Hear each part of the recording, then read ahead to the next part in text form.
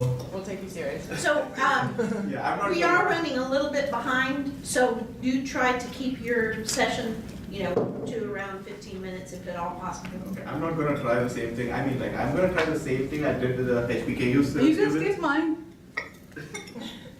HPKU students, I mean, like, except for the first group in the HPKU, I really worked hard for the remaining 3 groups. I love the boys group and the second group because they're the most enthusiastic of all the groups. The first group, I just sit in the corner, I just start the video, nothing else.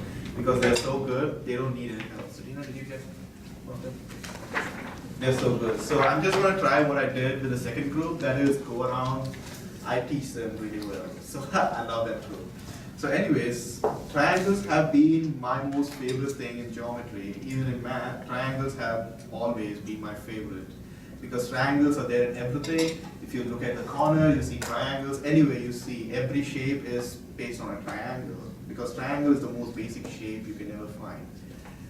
It's a basic shape, and I mean, it has an entire subject to it called trigonometry based on triangles. So triangle is probably the most basic and the most important topics in geometry and in math. And one of the theorems I'm going to do my class on is called the Pythagorean theorem.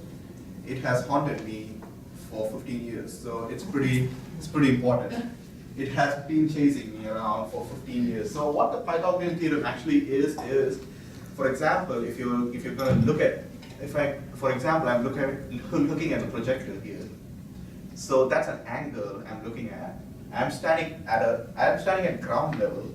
I'm looking at the projector, which is a height from the ground level. So that's basically your height, and I'm standing on the base, and this is actually my angle of elevation. So angle of elevation, in the sense, that's my hypotenuse. So hypotenuse is supposed to be the longest side in a triangle. So I'm actually doing this based on the fact that you people know about triangles already. So if this is where the projector is, and I am standing here, that's me, and this is the ground level. So this is the ground, the height at which the projector is from the ground, and this is our angle of elevation. So that's our angle theta. So anyways, so how can you find the distance between where I am and where the projector is? So it's really simple if you use trigonometry there. So that's where Pythagorean theorem comes into. So in Pythagorean theorem, it's really simple, it's really easy to find the distance between 2 points. For example, if I'm standing here and I want to find the distance between myself and the projector, it's really easy to use the angle as a primary focus to find your distance. So that's what the Pythagorean theorem is all based on. It's the most basic theorem you'll ever find in mathematics. It's simply a squared. This is A, side A. We name this side A. This side can be B, and this side can be C. C is supposed to be the longest side in a triangle. A triangle, if we know it properly, it has 3 different sides. It's called a 3-sided figure for a reason, because it's 3 lines joined together to form a triangle. I'm just extending this. So it's 3 lines form a triangle, so that's why they're called 3-sided figures, and they have 3 angles. For example, if there are 4 lines joining each other, it forms a square or a rectangle. So as the lines keep multiplying, we get different figures. For example, if there are infinite lines joining, it forms a circle. A circle is something which has infinite sides. So anyway, let's not just divert that. So for example, I'll just explain why a triangle is so basic. For example, let's take a square. A square has 2 triangles. A rectangle has 2 triangles, a rhombus has 2 triangles, any 4-sided figure has 2 triangles, 2 basic triangles. Let's take a hexagon, for example. Hexagon has 6 sides. Hexagon has, how many triangles does a hexagon have? 4. So it has 4. You can actually divide it into more triangles, but I can find 4 triangles here. So a triangle is the basics for everything. If you go to cut a foundation, they have buildings, like they have all these weird shapes, but you can easily find triangles in them.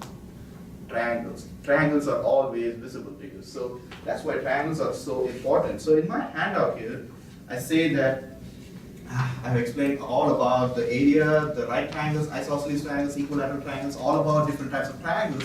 But I'm going to straightly jump to Pythagorean theorem here. So let me explain the Pythagorean theorem. Here in the ground level, I name the bottom as A, the height as B, and the hypotenuse as C. So the theorem comes from A squared plus B squared is equal to C squared. That is, the two sides other than the hypotenuse must be, the square of the two sides must be equal to the square of the hypotenuse. So hypotenuse is the largest side in a triangle. So if you base that on your theorem here, it actually comes from coordinate geometry. I don't want to make this so complicated, but it needs to be explained that way. in coordinate geometry, maybe, I don't think I've had time for that. Let's take, this is A comma B, this is A1 comma B1, this is A2 comma B2. So these are three sides. So if you want to find the hypotenuse here, that will be the distance of the hypotenuse. The distance is the d. So to find the distance, you'll always use the square root of a minus a1 minus a2 minus the whole square plus b2 minus b1 the whole square. So why is this? This is the same formula as this one. So this is just a detailed formula of the basic formula I just wrote down here. So why is it this way and why is it this way? So the distance is basically, in coordinate geometry, the distance is nothing but the magnitude of the line. So distance is a magnitude. It's the same thing as finding the side of a triangle. This is the triangle.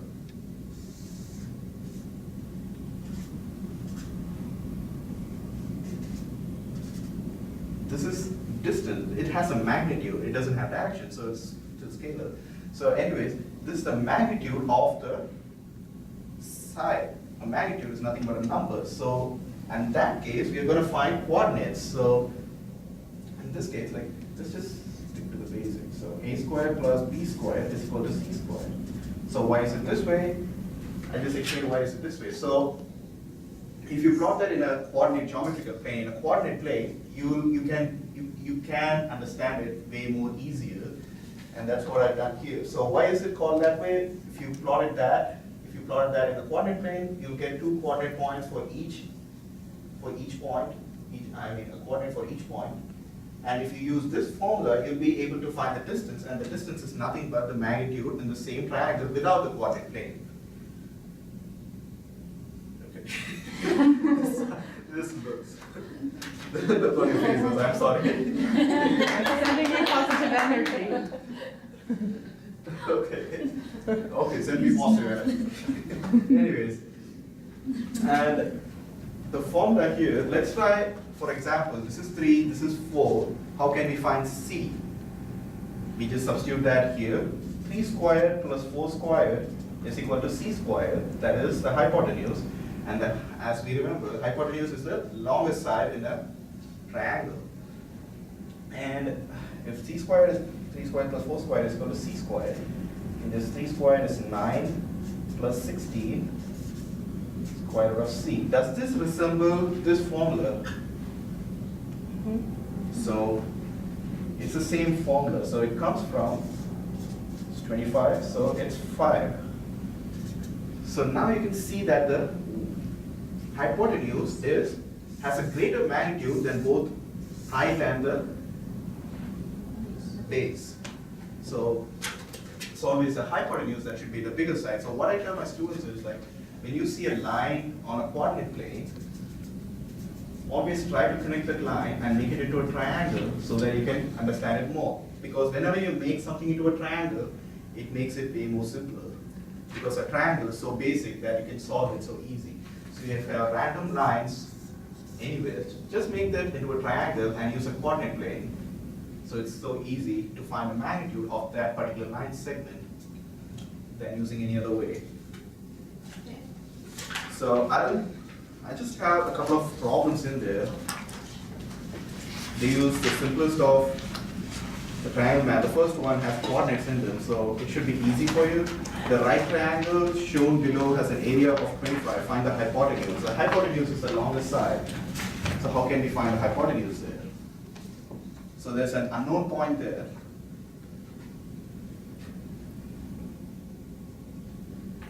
Oh, Providence. It's a couple of pages.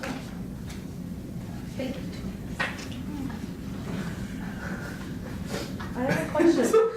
Where do I start? Like, can you help me? Sure thing. Which one? Number one, can you explain it to me? Oh, okay. So you have two coordinates out of the three possible.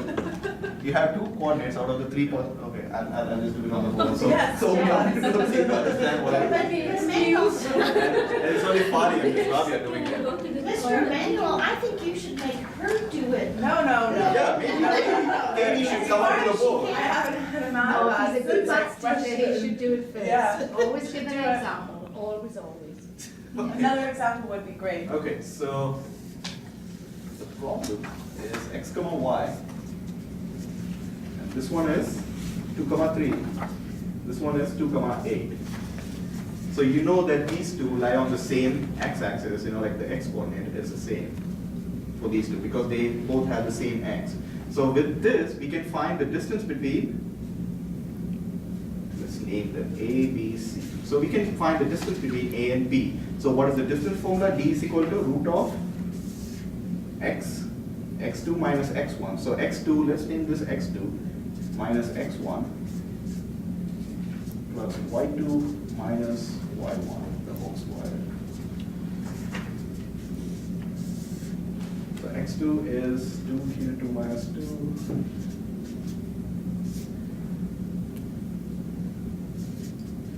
So I use this formula I showed you here. It's x and y. So in a coordinate plane, your coordinates are always written in this way, x comma y.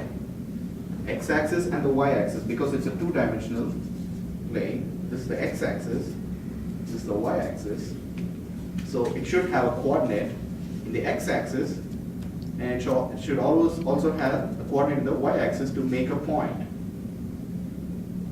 For it to have a point. If you have a random point anywhere, for example, let's take this point A. It has a coordinate 2 comma 8. So it lies on the x-coordinate, I mean the x-coordinate for it is 2 and the y-coordinate is 8. So it lies on 8 in the y-coordinate and it lies on 2, in the y-axis and 2 on the x-axis. So that's what it means. That's what it means. For this one, it lies on 2 and in the y-coordinate, in the y-axis, it lies on 3. So that's. I need some response. You're too quiet. This is too quiet.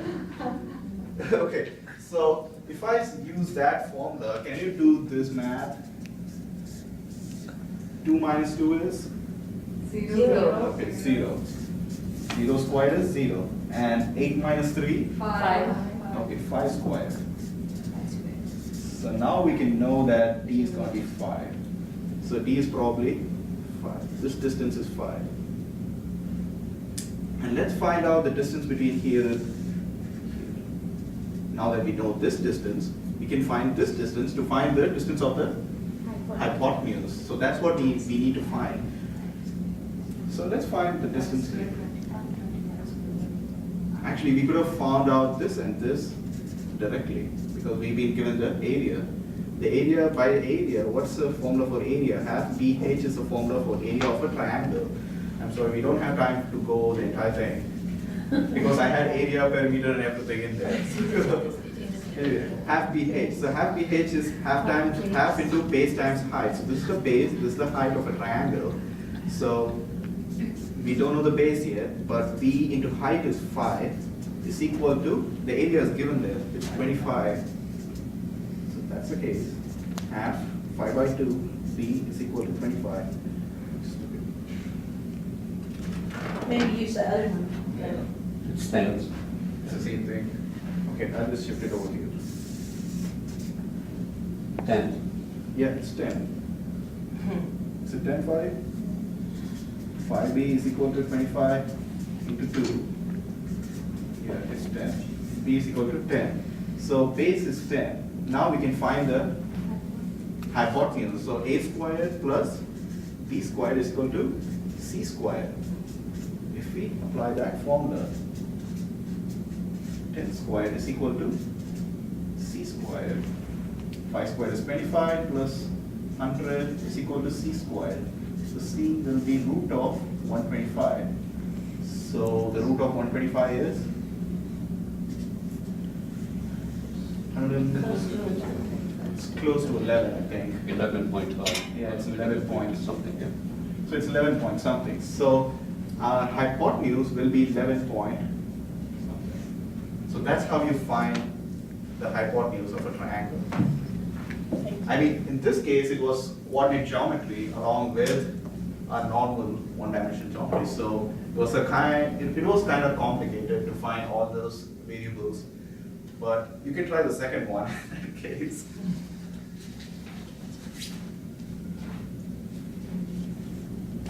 So it says triangle ABC shown below is inscribed inside a square of side 20 centimeter. Find the area of the triangle. So if that's 20 centimeter, if it's a square, it's easy to make out there. All sides are 20. All sides are 20. So if all sides are 20, the base will be 20. Half into 20. So how can you find the height there? This is 20. Which one? Altitude is 20. Yeah, altitude is 20 as well. So the height is 20 as well. If you substitute it in the triangle area formula, we know that this is our. Okay, this is 20. So this is square with all the sides 20. So all the sides should be 20 if it's a square. So a base is 20. A height will be. It touches it. A height will be 20 as well, because all those parallel to the sides will be 20 as well. So if that's 20, the area is half times base into height. So our base is 20, our height is 20. So half into 20 into 20 would give us 10, 20, sir? 200. Okay, 200. So area is 200 units, square units. And the third one, okay, I'll let you solve the third one. I'll let, going by Katie's logic.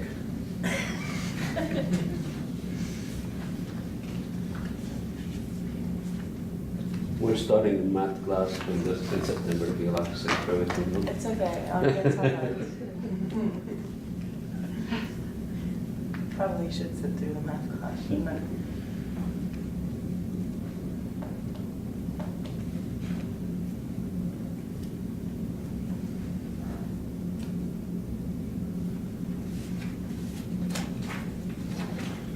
The third question, you might have to use the Pythagorean theorem because you don't know the height of the equilateral triangle yet.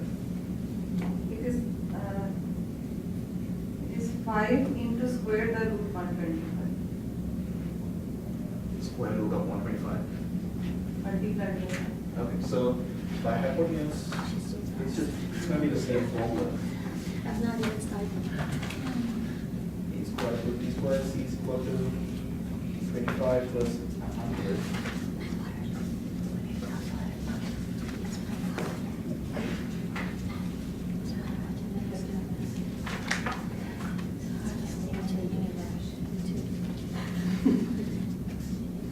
It's going to be 5 root 5.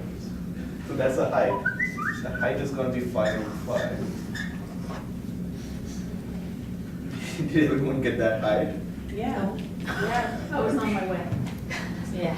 So now that you know the height, you can find the area fairly easily. Yeah. Yeah. I know Katie. Sound like one of the boys in my class. Always with an yeah. Anyway, should have started with angles.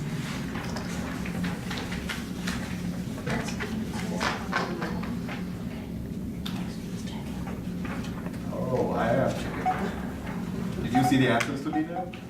No.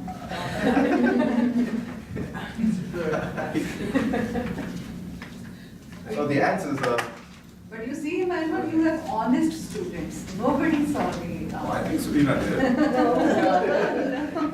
Sudhina and I did not look at the answers. I know you did, Kate. Thank you.